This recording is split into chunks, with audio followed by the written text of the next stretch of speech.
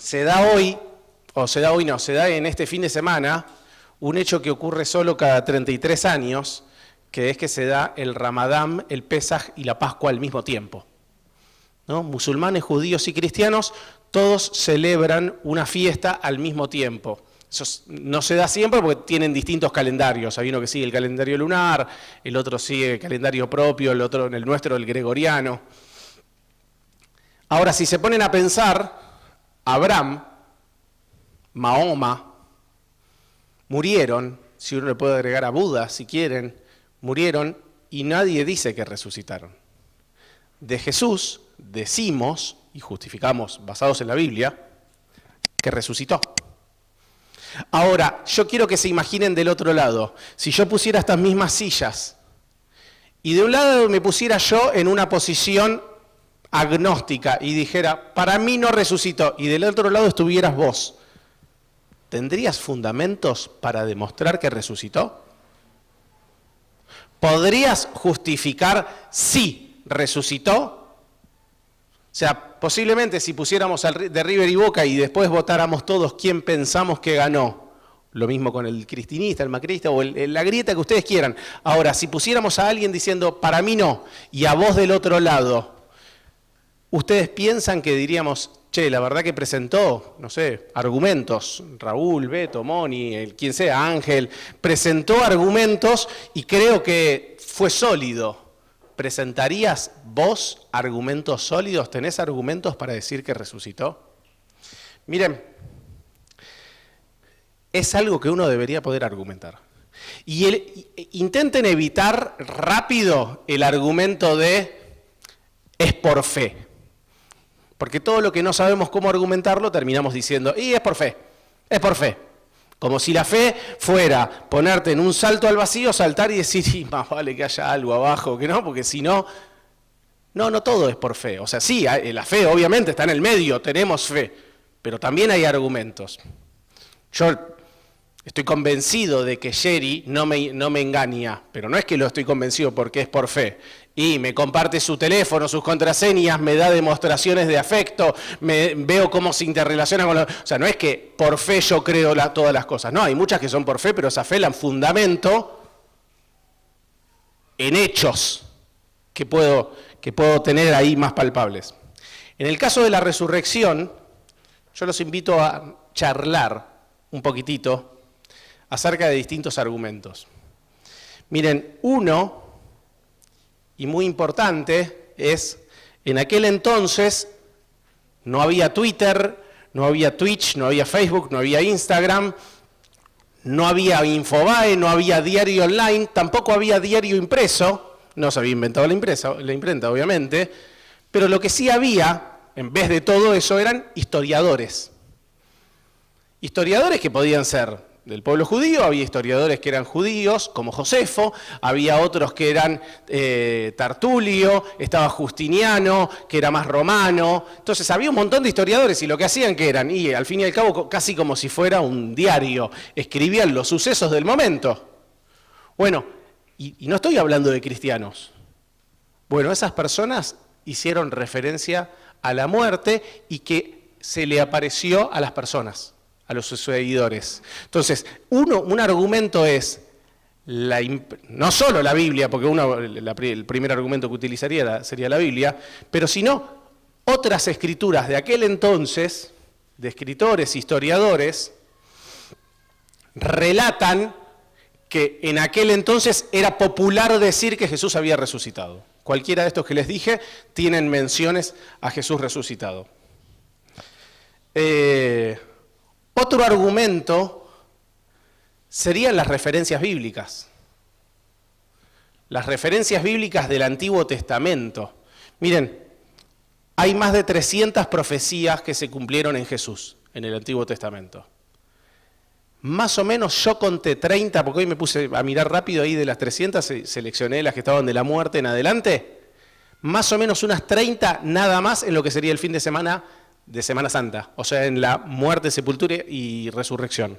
Les digo algunas.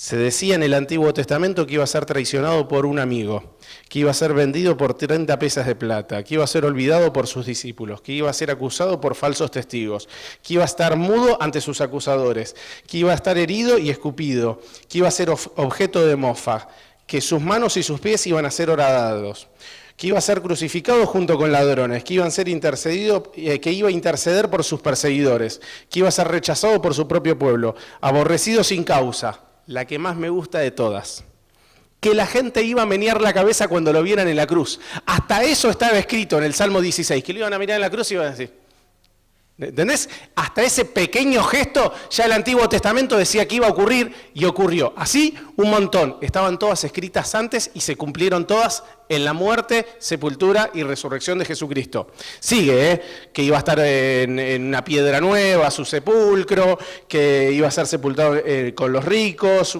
nada, que iba a ser su costado abierto, que no le iban a quebrar huesos, como le pasó a los otros dos malhechores. Un montón de profecías escritas en la Biblia se cumplieron en ese momento. Ahora, no solo lo que se decía en el Antiguo Testamento de él, sino lo que él mismo había dicho. Hace un par de domingos en la cena hablamos de la cantidad de veces que él había dicho, voy a ir a Jerusalén y me van a matar. Pequeño detalle, siempre que dice, voy a ir a Jerusalén y me van a matar, continúa diciendo, y voy a resucitar al tercer día. Y voy a resucitar al tercer día. Lo dijo un montón de veces, de hecho hay una que me llama mucho la atención, que dice, voy a ir a Jerusalén, me van a matar y voy a resucitar, y después dice, y sus discípulos se pusieron muy tristes, que si te lo pones a pensar es, che, pero te dijo que va a resucitar, o sea, está bien, es triste la primera parte, pero ponete alegre de la segunda, pero es como que la tristeza de la primera parte no los dejaba ver, ¿entendés? Como que tenían los ojos cegados para ver la segunda parte. La cantidad de veces que Jesús dijo que él le iba a pasar esto es otro argumento.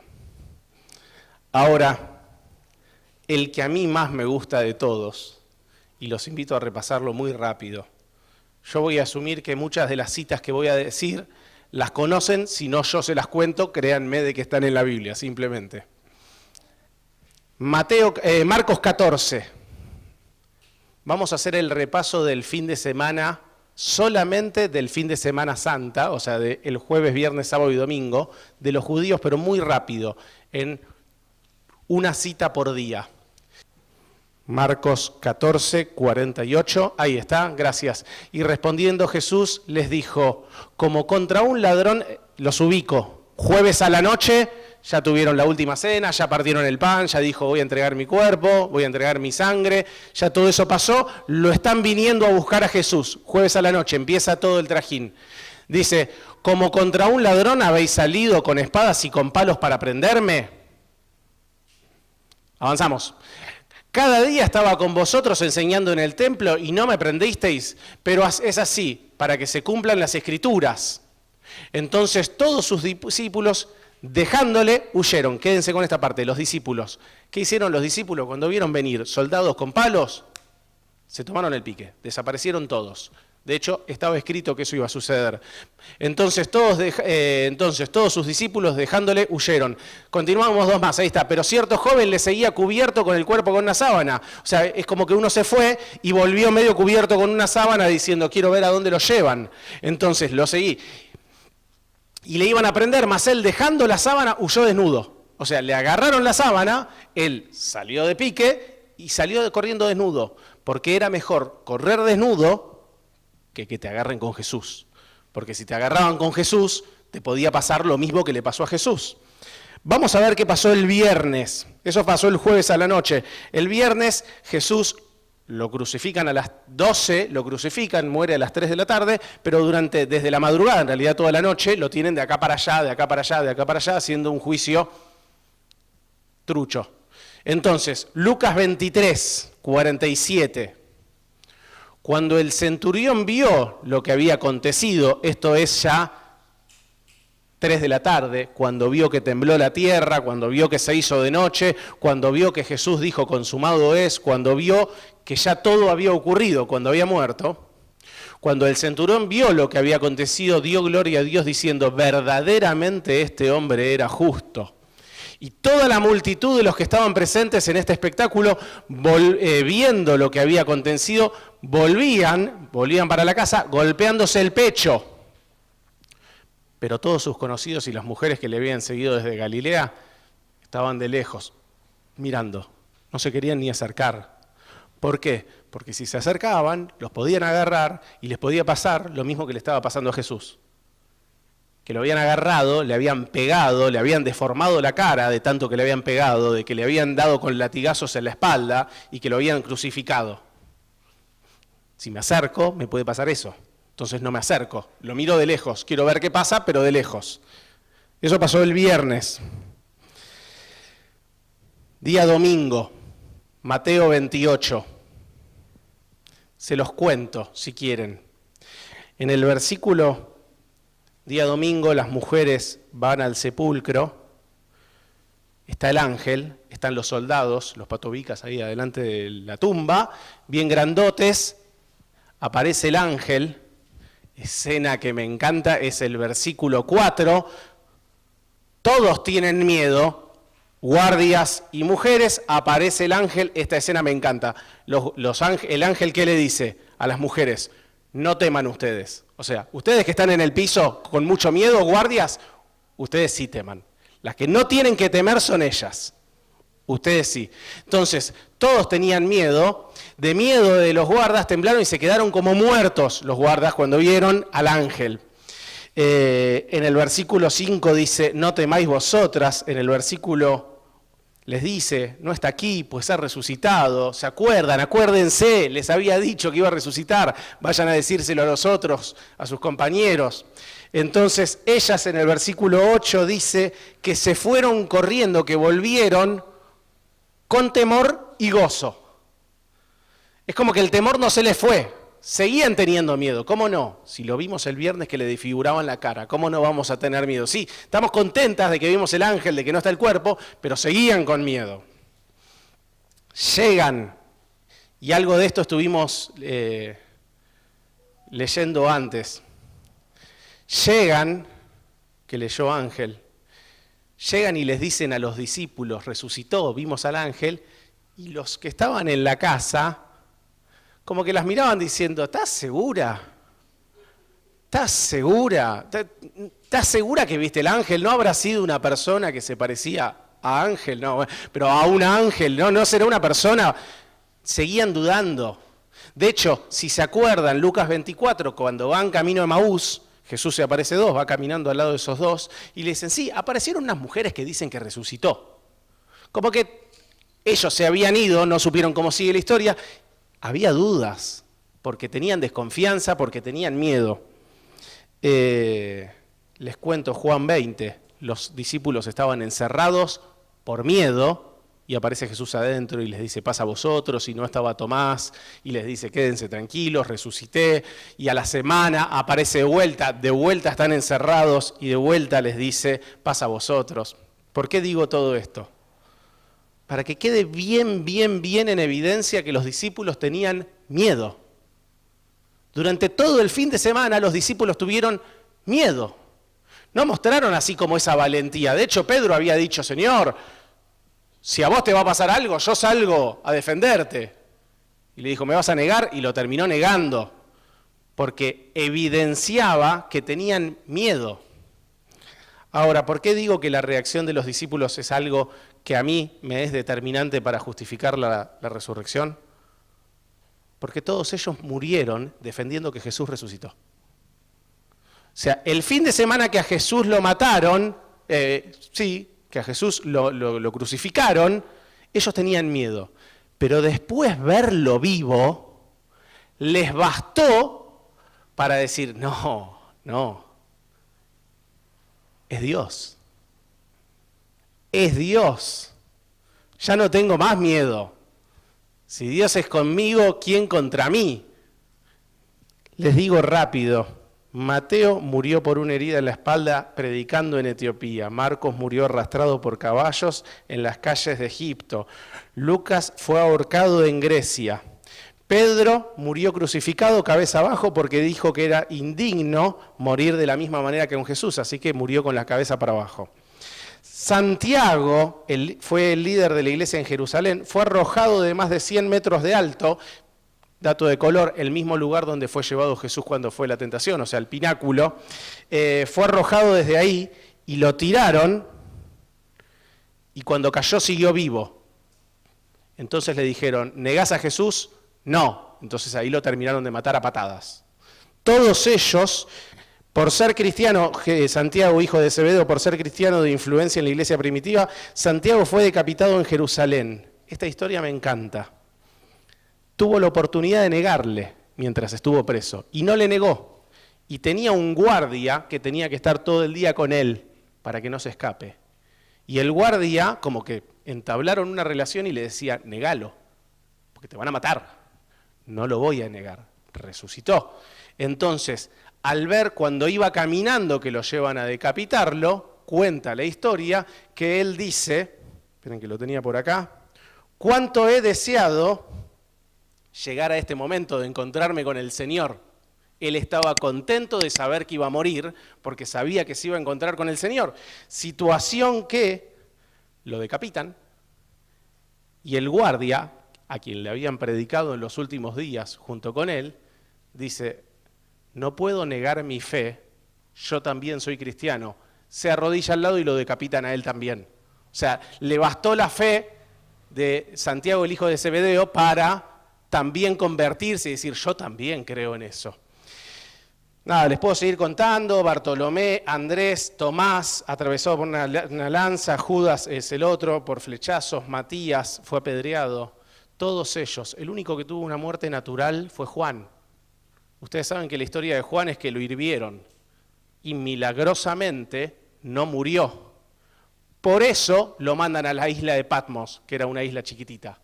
Porque decían, bueno, le habían puesto el apodo del indestructible, entonces dijeron, bueno, ya que no podemos matarlo, por lo menos lo encerramos y que se quede ahí. Ahí escribe Apocalipsis.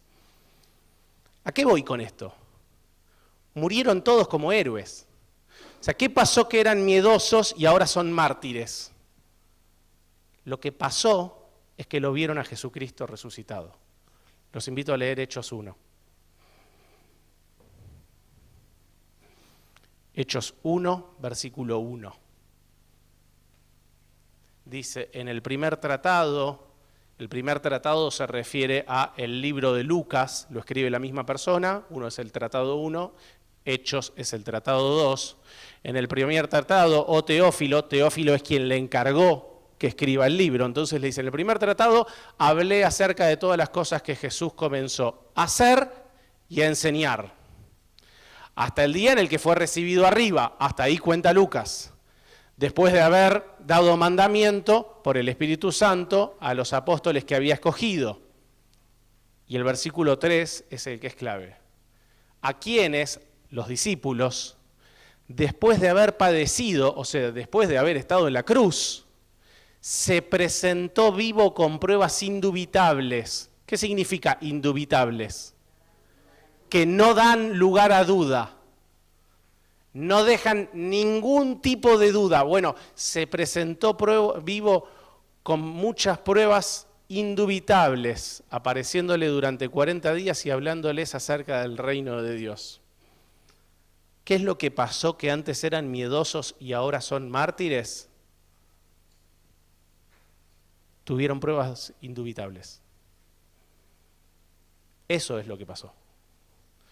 Y nosotros también tenemos pruebas indubitables.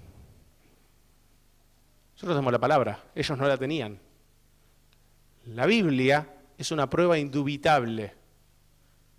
Ahora, antes Adolfo decía, pero si la tengo en la mesa de luz, sí es dubitable, sí presenta dudas. Si no la leo, no va a ejercer poder en mí.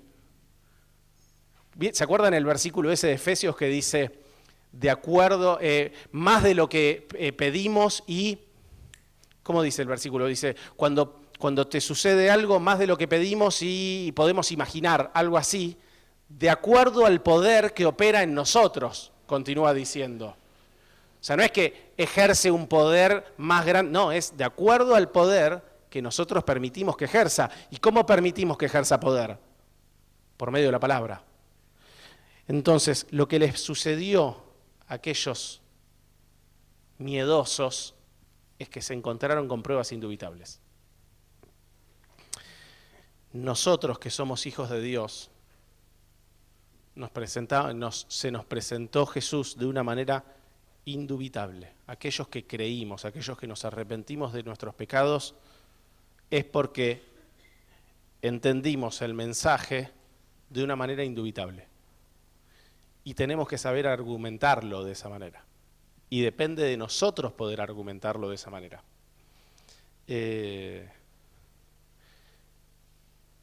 Saben, los discípulos no eran superhéroes. No tenían capa, no tenían espadas, no eran superhéroes, no tenían superpoderes, no eran, ¿viste? No eran de la serie de Marvel ni nada por el estilo. Eran personas comunes. Santiago dice de Elías algo similar, dice: un hombre sujeto a pasiones como las nuestras, una persona que tiene los mismos sufrimientos que tenés vos y que tengo yo. Eran como nosotros. Sin embargo, recibieron pruebas indubitables, recibieron el poder del Espíritu Santo, lo sigue contando ahí en Hechos, y recibieron una promesa de que Jesús iba a volver. Todo eso ahí en los primeros versículos de Hechos. Y vos recibiste las mismas pruebas indubitables, recibiste el mismo Espíritu Santo que tiene el mismo poder que hace 2000 años y la misma promesa.